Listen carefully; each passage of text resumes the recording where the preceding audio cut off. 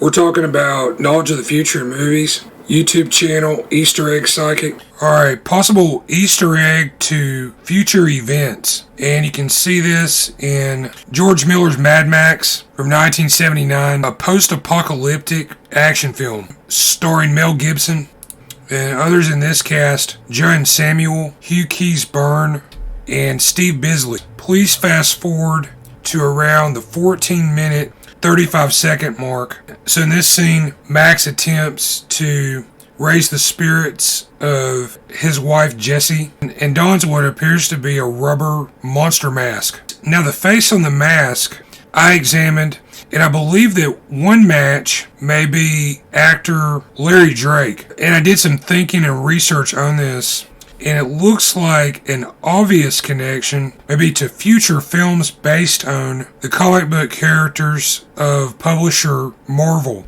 and maybe to a lesser degree elements from the Star Wars universe. A quick and very important connection: movie director Roger Corman, who backed Francis Ford Coppola's directorial debut Dementia 13 in 1963, and of course Coppola mentor George Lucas, who went on to make Star Wars. Corman had hands-on experience on Marvel properties, having produced the unreleased 1994 Fantastic Four film. First of all, direct links, and this one sprung to mind: the 2013 adaptation of The Great Gatsby. This is based on the 1925 novel by writer F. Scott Fitzgerald. It was also made into a film several times, including in 1974 with a script by Francis Ford Coppola and a cast consisting of Robert Redford, Mia Farrow, Sam Waterston, Bruce Dern, and Karen Black. The 2013 version, directed by Baz Luhrmann, actors Leonardo DiCaprio, Tobey Maguire, Carey Mulligan, Joel Edgerton are in this, and Steve Bisley, who plays Jim Goose in Mad Max, also has a part in this. Tobey Maguire later played Marvel's flagship superhero, Spider-Man, in the 2002 film directed by Sam Raimi. Willem Dafoe, Kirsten Dunst, and James Franco were also in this. Raimi previously directed Darkman in 1990. This starred Liam Neeson and Larry Drake. I mentioned some connections between Mad Max and Ridley Scott and Alien in a previous video, but briefly, Alien was Scott's breakthrough 1979 science fiction horror film with Tom Skerritt, Sigourney Weaver, Veronica Cartwright, Harry Dean Stanton, John Hurt, Ian Holm, and Yaphet Kotto. Gibson was later in The Year of Living Dangerously in 1982, a romantic drama with actress Sigourney Weaver. Gibson turned down the lead in Ridley Scott's Roman arena combat film Gladiator in 2000. Actor Russell Crowe eventually played this part opposite Joaquin Phoenix. Some other brief connections: actress Charlize Theron played Furiosa in George Miller's Mad Max sequel Fury Road in 2015, opposite Tom Hardy. Max Rockatansky in this, and Hugh Keys-Byrne returned to play Immortan Joe.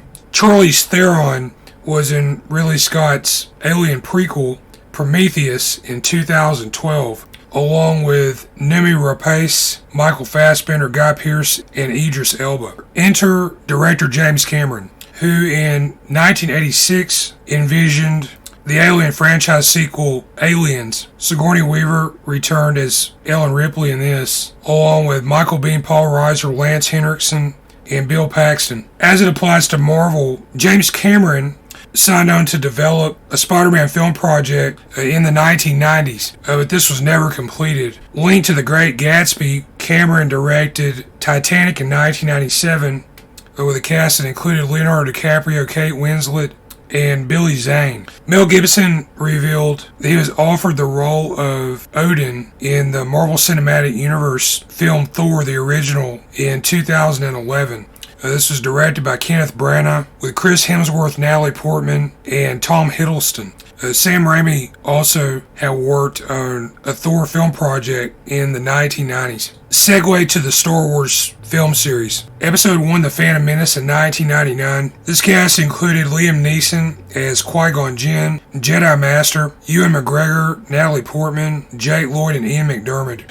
My YouTube channel is Easter Egg Psychic. There I go back, I look at movies and television from the past. I analyze these for possible references to future media. These may appear in the form of anecdotes, idioms, anagrams, hidden in the subtext of the work in question. I also use an unconventional method where I look at the likenesses of the actors. And what I found is you can take the likenesses, match these up to some of the anecdotal items, and show past, present, and future information about actors and other personalities who may resemble the personalities in the movie or television episode that you're watching. My email contact is eastereggguy, that's Guy, @yahoo.com. Thanks for watching.